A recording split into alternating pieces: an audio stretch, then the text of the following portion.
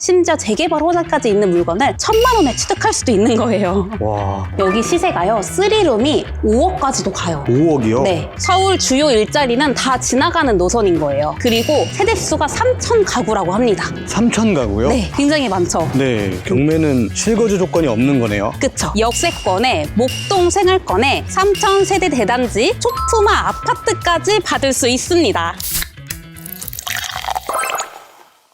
피디님, 요즘 서울 집값 진짜 미친 것 같아요. 너무 비싸요. 너무 비싸죠. 얼마 전에 은평구에 있는 대조 1구역 분양을 했는데 평당 4,500만 원으로 나왔더라고요. 와, 근데 이것도 지금 쌀 수 있습니다.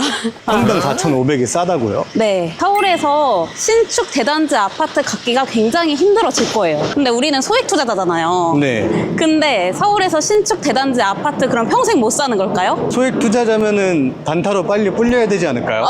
그 방법도 맞아요. 그 방법도 맞은데 제가 생각했을 때는 소액으로 재개발 물건을 미리 선점해두면 나중에 대단지 아파트 충분히 받을 수 있습니다. 근데 재개발은 너무 오래 걸리잖아요. 그쵸. 사실 어느 정도 단계가 진행된 물건을 보면 좋겠지만 어느 정도 단계가 진행될수록 금액이 어떻게 돼요? 비싸져요. 올라가죠. 맞아요. 구역 지정이 돼도 한번 올라가고요. 조합 설립이 되면 또 올라가고 이젠 더 이상 안 올라갈 줄 알았더니 사업 시행 인가 났더니 또 올라가고 관처 나면 또 올라갑니다. 그래서 우리가 어느 정도 단계가 진행된 걸 보기에는 금액이 조금 부담이 돼요. 그래서 우리는 소액이기 때문에 괜찮은 입지의 재개발 물건을 미리 선점해야 됩니다. 제가 이 물건을 진짜 우리 PD님한테도 추천하고 싶더라고요. 아, 오늘 물건이요? 네, PD님이 얼마 전에 저한테 경기도에 있는 단독주택 가지고 와서 여기서 몸테크 하면 어떻겠냐라고 저한테 질문하셨잖아요. 맞아요. 그래서 제가 뭐라고 했죠? 하지 말라고 하셨잖아요. 하지 말라고 했죠. 네. 맞아요. 왜 그랬냐면 사실 PD님도 소액이다 보니까 초기 재개발 물건을 보려고 하셨던 건데 사실 재개발이란 게 어때요? 위험 부담이 크잖아요. 그쵸. 하다가도 엎어질 가능성이 커요. 근데 PD님이 그곳에서 몸테크를 하다가 재개발이 없어지면 어떡하죠? 팔리지도 않고. 팔리지도 않고 계속 평생 가져가야 되는 거예요. 그쵸. 그래서 제가 항상 재개발 물건 볼 때 입지 좋은 곳 보셔야 된다라고 말씀드리는 이유가 이거예요. 재개발이 엎어지더라도 집가 상승으로 인해서 시세 차익을 볼 수 있는 곳 혹은 불변의 입지에 꼭 들어가셔야 됩니다. 그런 데를 어떻게 골라요? 불변의 입지라고 하면은 조금 어렵게 느껴지실 텐데 네. 이 불변의 입지라는 게 세월이 지나도 없어지지 않는 입지라는 거예요. 쉽게 말해서 우리 학원가 생각하면 어디가 생각나죠? 목동이요. 목동, 대치동. 대치동, 중계동.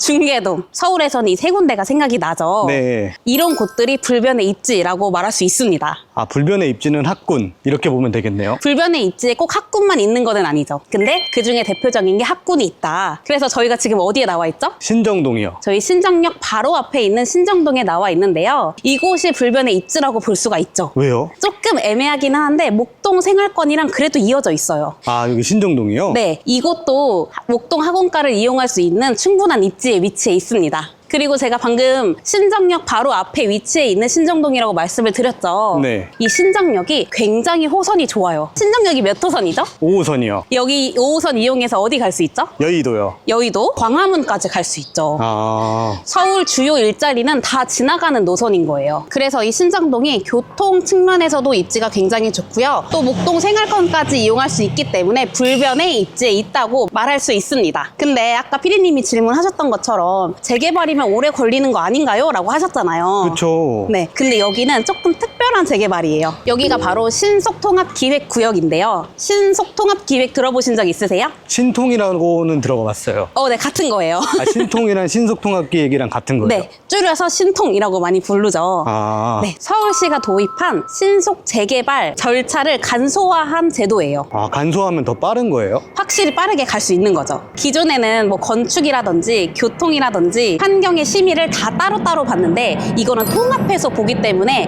그만큼 기간이 단축될 수밖에 없고요. 또 신속통합 기획을 위한 인센티브까지 적용을 해줬어요. 뭐 예를 들어서 용적률 상향이라든지 좀 더 높게 지을 수 있겠죠. 높게 지으면 그만큼 사업성이 좋을 수밖에 없겠죠. 그런 식의 인센티브를 많이 준 게 이 신속통합 기획입니다. 서울에 굉장히 많은 신속통합 기획 구역이 지정되어 있잖아요. 네. 그 중에서도 다 되는 건 아니에요. 우리가 진짜 될 수 있는 옥석 가리기를 해야 됩니다. 그래서 꼭 신통이라고 모든 곳들을 보지 말고 이곳이 진짜 나중에 가치가 있는지 없는지까지 파악을 하셔야 돼요. 제가 아까 말씀드린 불변의 입지, 교통의 입지까지 꼭 생각을 하셔야 됩니다. 네. 우리가 지금 경매를 하잖아요. 네. 그래서 신속통합기획구역을 볼 때 굉장히 좋은 것이 있어요. 뭘까요? 경매면은 싸게 살 수 있는 건가요? 저렴하게 취득을 할 수도 있겠지만 네. 그것보다 이 신속통합기획구역에서 일반 거래로 매매를 하게 되면 우리한테 주어지는 조건이 있어요. 일단 첫 번째로 무주택자여야 하고요. 네. 또 두 번째로는 2년 동안 실거주를 해야 됩니다. 아, 그 두 가지 조건을 갖춰야지 매물을 살 수 있는 거예요? 그렇죠. 그런데 이 경매로 취득하면 이런 조건들이 전혀 필요가 없어요. 우리가 그냥 취득을 해서 전세를 줘도 되고요.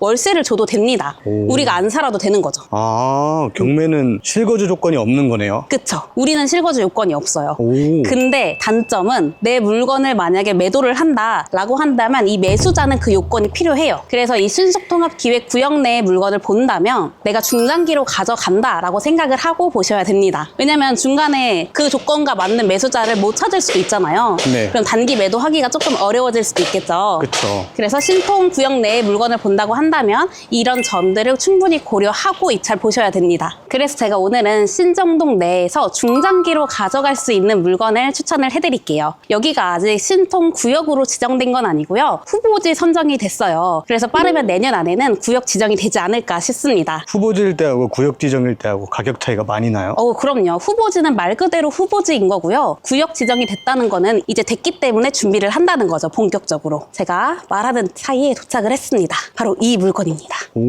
오, 굉장히 깨끗하네요? 굉장히 깨끗하죠. 전 재개발 빌라라 오래됐을 줄 알았어요. 여기가 아까 오면서 보셨겠지만 굉장히 노후화된 주택이 혼재되어 있는 곳이에요. 맞아요. 하지만 우리가 재개발 물건을 볼 때 이미 기간이 지난 뒤에 들어가는 게 아니라 초기에 들어가는 것이기 때문에 너무 노후화된 물건을 받아버리면 관리하기가 너무 힘들어요. 그래서 우리가 초기에 재개발 물건을 본다라고 한다면 이렇게 준신축 건물을 들어가셔야 됩니다. 아, 그만큼 버텨야 되니까요? 그렇죠. 그만큼 기간도 버텨야 되고 또 그 안에 우리 세입자들도 맞추고 해야 되잖아요. 네. 근데 시간이 갈수록 세입자들을 못 맞추게 되면 어떻게 돼요? 저 이자만 나가죠? 이자도 나가고 전세를 만약에 못 맞췄다 하면은 내가 그만큼 그 돈을 줘야 되잖아요. 네. 그럼 역전세가 날 수 있는 거죠. 아, 재개발 물건 보려다가 내가 경매를 당할 수가 있어요.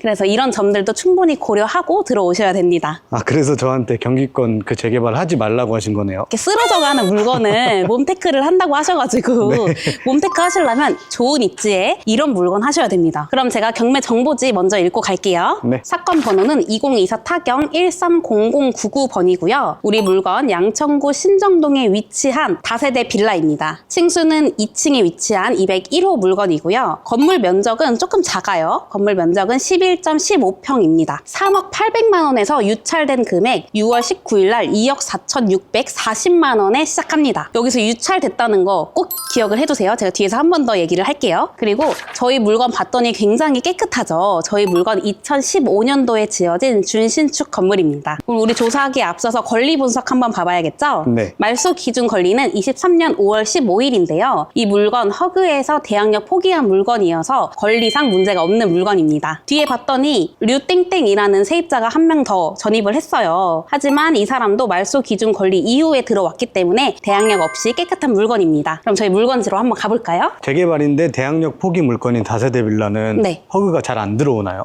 당연히 들어올 수 있죠. 허그에서는 오히려 좋다고 들어올 수 있는데요. 네. 사실 이게 2015년도에 지어졌잖아요. 네. 제가 10년 내는 보지 말라고 말씀을 드리는데 이 물건은 살짝 애매하게 걸쳐져 있어서 제가 소개시켜드리고자 나왔습니다. 근데 저희 물건이 11평이잖아요. 네. 근데 이 물건에 굉장히 큰 장점이 있습니다. 왜요? 11평인데 방 3개가 있더라고요. 봤더니 발코니 확장 부분도 있어서 그렇게 좁지는 않을 것 같아요. 하지만 꼭 입찰하실 분들은 내부를 보셔야 된다는 거 잊지 마세요. 네. 준신축 건물이다 보니까 와 여기도 다 굉장히 깨끗해요. 여기 전기차 충전기도 있네요. 와. 빌라에서는 거의 없는데 네. 와 전기차 충전기를 만나다니 이러면은 전기차 가지고 있는 매수자들은 선호할 수밖에 없겠죠. 선호하죠. 네, 이거 굉장히 큰 장점입니다. 그랬더니 우편함에 저희 곧 선거이죠. 우편물이 와 있네요. 저희 물건은 201호예요. 여기도 선거 외에는 다른 우편물 없는 거 보니까 아마 아직 거주하고 계실 수도 있을 것 같아요.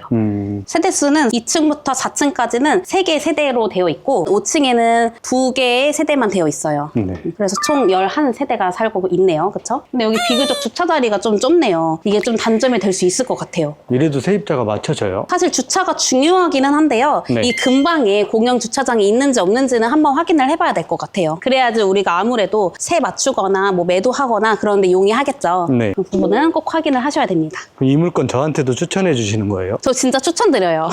왜냐하면 아까도 제가 말씀드렸다시피 몸테크를 하려면 될 만한 입지에 가서 기다려야 돼요. 꼭 쓰러져 간다고 다 재개발이 되는 건 아니거든요. 저 경기도 쪽 돌아다니다 보면은 쓰러져 가는 빌라촌인 곳 굉장히 많아요. 네. 근데 거기는 이야기만 나오지 정작 진행은 안 돼요. 그래서 물건 보실 때는 될 만한 입지에 가서 내가 기다리고 있어야 된다. 안 되더라도 지가 상승으로 인한 시세 차익까지 볼 수 있는 그런 곳에 가서 기다리셔야 됩니다. 그럼 일반 재개발보다 신속통합기획이 확정적이라고 생각하면 되겠네요. 확정적은 아니지만 확실히 속도는 빠르다. 그리고 서울시에서 주도해서 하다 보니까 생각보다 밀어주는 것들이 많아요. 아까 제가 말씀드렸죠. 인센티브 있다고. 네. 용적률도 상향해주고요. 기부 체납도 완화를 해줬고요. 그리고 공공기업 부분도 부담에 대해서 축소를 해줬어요. 그러면 사업성이 올라갈 수밖에 없겠죠? 그러네요. 네, 많은 장점들이 있습니다. 신통을 무시하지 마세요.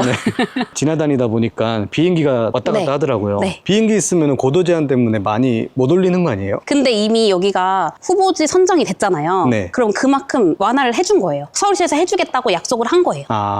그럼 그건 별 문제가 안 되네요. 네, 그렇게 크게 생각 안 하셔도 됩니다. 여기가 봤더니 예상 용적률이 360%라고 해요. 와. 꽤 많이 올라가는 거거든요. 네. 그리고 세대수가 3,000 가구라고 합니다. 3,000 가구요? 네, 굉장히 많죠. 네. 요즘 서울에서 3,000 가구 대단지 신축 찾기 정말 힘들어요. 굉장히 비쌉니다. 근데 여기가 어떤 입지에 있죠? 목동 생활권을 누릴 수 있는 입지에 있잖아요. 네. 굉장히 좋은 입지에 위치한 곳이다. 근데 이 물건의 단점도 있어요. 왜요? 저희가 재개발 초기일 때 들어가는 거잖아요. 네. 그래서 중간중간 변동사항이 생길 수 있거든요. 예를 들어서 처음에는 이렇게 구역이 지정이 되어 있었는데 지나고 나니까 이쪽을 빼고 이렇게 구역 지정이 다시 될 수가 있어요. 모양이 바뀌는 거네요. 가구가 어느 정도 빠질 수도 있는 거고 그림에 대해서 변동사항이 생길 수도 있는 거죠. 그래서 우리가 이 초기 재개발 물건을 볼 때는요. 가운데 들어와 있는 물건을 보는 게 좋아요. 그럼 나중에 빠지더라도 그 가장자리에서 뭔가 변동사항이 생기더라도 이 가운데 있는 애들은 안전하게 쭉 갈 수가 있겠죠. 네. 근데 이 물건이 살짝 가장자리에 위치해 있더라고요. 그래서 그 부분이 조금 아쉽다? 근데 제가 여기 구역 지정된 걸 봤더니 상권이 많은 쪽은 빼고 지정이 되어 있더라고요. 그래서 관심 있으신 분들은 입찰 준비해 보셔도 괜찮을 것 같아요. 재개발이라도 물건 안에 봐야 되는 거 아니에요? 재개발 물건 안에 보면 물론 좋겠지만 네. 사실 우리가 단기 매도를 할 게 아니잖아요. 그래서 그것보다 더 중요한 게 있습니다. 더 중요한 게 뭘까요? 대지권?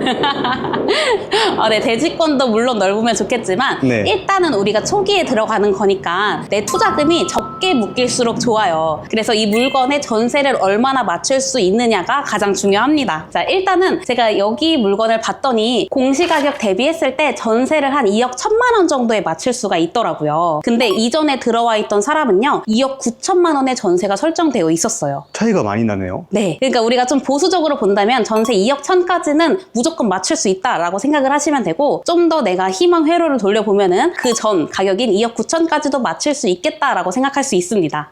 여기가 아무래도 입지적으로 5호선이어서 여의도까지 광화문까지 심지어 플러스로 목동 생활권까지 누릴 수 있다 보니까 전세 수요가 굉장히 잘 맞춰집니다. 그래서 2억 1천만 원은 충분히 맞출 수가 있고요. 그 이상도 맞춰볼 수는 있겠다라고 생각하시면 됩니다. 제가 아까 3억 800에서 유찰된 거 강조했잖아요. 네, 맞아요. 제가 왜 강조했을까요? 전세금 아까 2억 9천까지 네. 맞출 수 있다고 하셨으니까 네. 그러면 제 투자금이 아예 안 들어가는 거 아니에요? 투자금이 많이 안 들어가니까 네. 맞아요. 그 부분도 있기는 한데요. 여기가 시세가 얼마인 줄 아세요? 시세요? 네. 아니요. 여기 시세가요. 3룸이 5억까지도 가요. 5억이요? 네.